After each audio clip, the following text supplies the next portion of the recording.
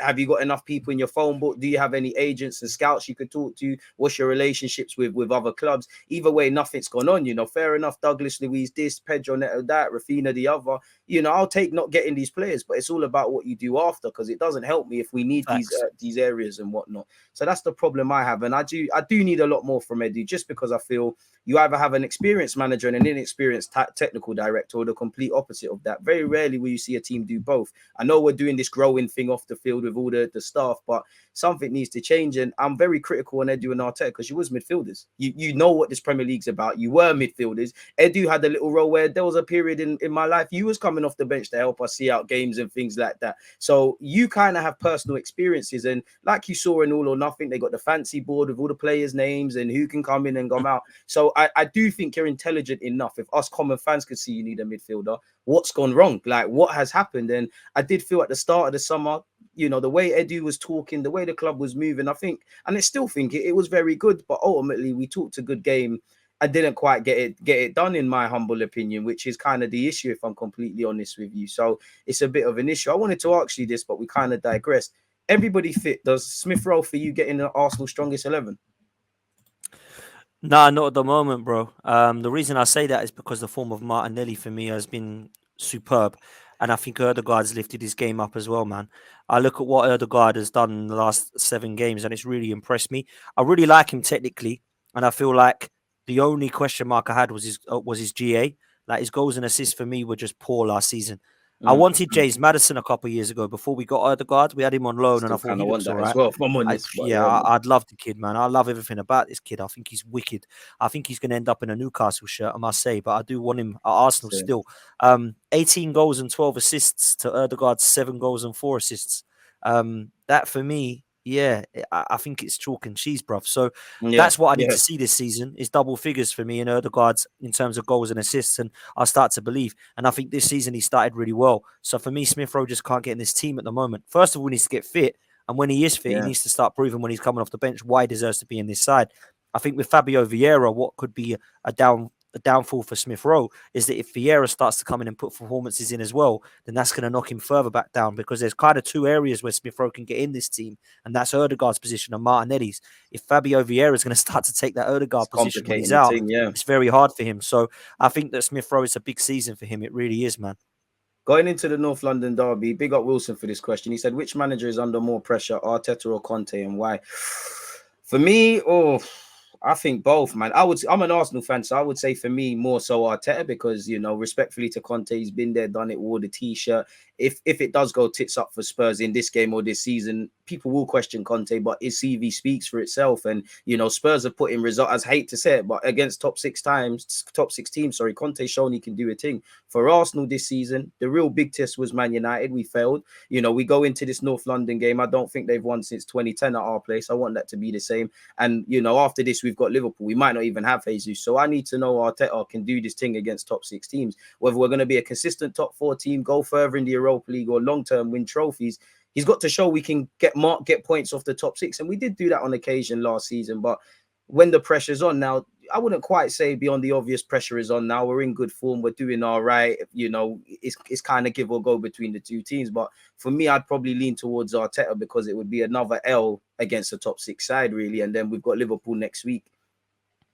Where Listen, it's a good question, man, because Conte would probably put more pressure on himself because Conte is a winner. Arteta has been given time, and he's not a winner yet. You know what I'm saying? So I suppose Conte would put pressure on himself.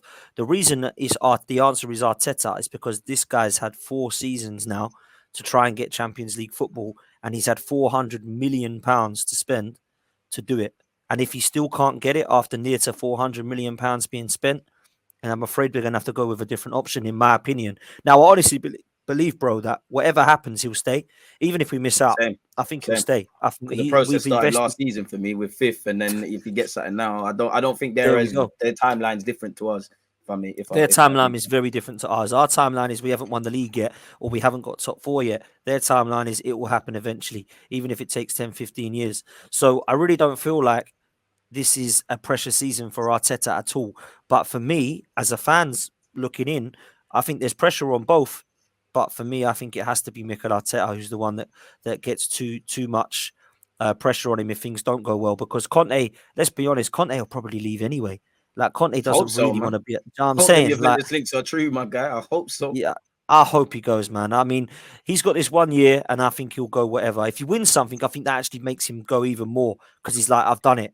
My Yeah, see you legacy's done. later. Let me go, I'm man. done. Let me go now. I'm not signing another extension. My contract's done here. But if we don't, even if they don't, I think he'll look at it still and go, I've tried my best, but you guys are just in trouble, so I'm off. Do you know what I'm saying? I'm So with you, bro, on that 100%, my guy. And that's where as much as I think Arteta's done good things, no one's without fault. Sometimes I think he's complicated things at times. And I think last season, towards the tail end of the season, not that you can, but I think if you put Conte with the bunch of players that were there, regardless of injuries, I think he gets through over the line. We get top four. It might not be pretty, but we get it. I don't think Arteta does it with them Spurs players, and maybe that's down to experience. I'm not too sure. So I agree with you with that. And as much as I want Arteta to do it here because we'd have our manager, no one wants to see a gaffer get sacked and things like that. A part of me wonders if worse comes to worse, has Arteta and Edu got us in a position where we hope that Emre and Raul Sanye did in that? There's a good couple of players at the team. You add a few more, you promote some good habits, we iron out the bad ones, and you never know where we could go and what we could do. And again, Arteta and Edu, for me, clearly the Kroenkes like to operate once they've got their men in place that they trust. They kind of leave them to their own devices. Sorry. So if you got more responsibility and power, you have to have more question marks. Same way you get more praise, really, if I'm honest with you. And I really think we need to make some progress this year because we keep flopping it for ourselves. There's the last few years, even back down to Emery, no matter how good other teams have been, we have lost out on top four because of ourselves. In essence, third and fourth is battle of the inconsistent. You're not able to show consistency over a 38-game period. That's why you're not doing stuff. And for a while last season, even third was available. Chelsea weren't the best, but they were better than us and Spurs. Obviously, Spurs, unfortunately, were better than us and United. And that's where we ended up, in my opinion, man, which was kind of mad still. listen, the best way to answer that, bro, is if things start to go south, I'm not coming for the manager. I'm not coming for the manager. He's proved what he can do and can't do. Yeah.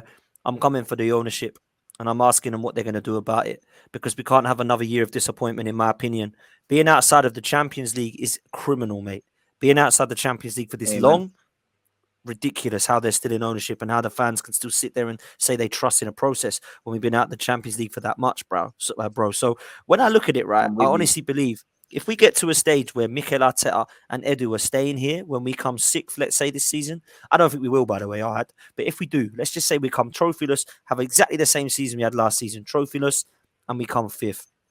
If they're going to start backing this guy again, I want them gone, owners wise. I'm not coming for Arteta. I'm not coming for Edu. I'm not coming for any of those, man. I'm coming for the Vinais and the Josh Kroenkes and the people that are right at the top that are backing this People that process. actually make the key decisions. You're right. The key decisions. So that's the way that I see it, bro. Whether you believe that we've done well in the transfer market, whether you believe it needs a few more players, it's more time. This process is taking too long for a club the size of Arsenal if we get another trophy this season and come fifth. Because the size of, if we want to go and be an Everton or a West Ham and we're coming in and around fifth and we're trying to get to jump, fair play. If that's what you want to be like, then that's fine by me. But I'm going to have to go and support another team. Because my beloved club was up there fighting for titles, and we ain't been doing that for a long time.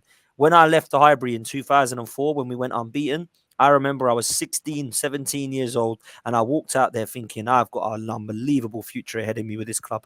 And since that day, 18 years has passed, and I've seen us in one title race in 2008 when Eduardo broke his leg. Because the other times we were about 11 points off Leicester when they won it. We were miles off the others when we went for it in 2013-14, the year that Liverpool and City fought it out. And then 2011, 10-11, we lost to Birmingham in the League Cup final. Barcelona when Van Persie got the ball kicked away and got sent off, and it all went wrong from there. That's not a title race. Yeah, title races, you get to May and you can still win the title. That's a title race. And be 100% convinced that you're able to be in there with a fight. And I feel that's where I'm at with Arsenal. I know that we're doing well, we're doing good things. There's a lot of good habits, but there's still a lot more for me to see before I truly have confidence. Because I just feel away from other teams, we still have that ability to self-capitulate. And on that, I forgot to actually ask you, what have you made of our centre-half, Saliba, Gabriel, and Ben White? Especially Gabriel, because I'm a big fan. But he has got that brain fart in him. And if I'm honest with you, I do think the way we've been here, I should see them kind of eradicated a bit now, if I'm completely honest with you. Yeah, I'm a big fan of Gabriel. But the Bozo gene and Gabriel do seem to go together, don't they? I do believe personally, though, that Unfortunately. we've got a centre half there, bro. I really like him. And what I will not like Gabriel for, and I'm going to give him more time with this because he's young and he's newish to the team. But you're right, it is coming to the time now where he cannot make those mistakes now. Because when we look at Mustafis and Chakas and David Luiz, when they're making the same mistakes every season, that's why we get pissed. Yeah. So if Gabriel's going to start making similar mistakes that he has been making season in, season out, it's going to start coming down on him. Where he makes up for it is the rest of his game is fantastic. I Yeah, really yeah. like it. Distribution's great. His passing stats are amazing compared to what people give him credit for. They'll talk about Saliba and Ben White. Gabriel's passing is very Because good. you don't look His as pretty tackling as them doing it, man. doesn't look as pretty. Yeah, it doesn't look as pretty. Really good distribution, fantastic positioning, really good in the air, a threat from corners in terms of defending, but also attacking as well. I mean, I think he scored the most goals from I a think he got defender 5 last year, last and he season. started off this campaign all right as well, really. So Exactly that. Saliba, to be Yeah. fair, So for me, Gabriel, fantastic. But Saliba, bruv, I mean, I said quality, it the innit? other day with Lee Judges. I think this guy's going to be one of the best one of the best defenders in the world, and I do believe he is already one of the best young players in the world. Like if you was to pick a young player at the moment in each position, he'd be at the back. So I think this guy is ridiculously good. I don't want to go into it, but I do question as to how the hell we haven't played him yet already. Like I don't mind if he weren't ready, but you're telling me he wasn't as good as Socrates, Mustafi, and Yeah, we Holding had and some Luis? joke men Come in his on, man. place. Yeah, Like 100%. Jesus Christ, like he would have been better than him even if he weren't ready. So when I look at what he's done this season, 7 games in, bruv, it's been very encouraging, and I believe that he deserves a call up to the country that he's getting now and recognition and the plaudits that he deserves. So I've been a real big fan of the pair of them, man. And together, I think they're a great partnership. It's finally good to have someone at the back now that you trust.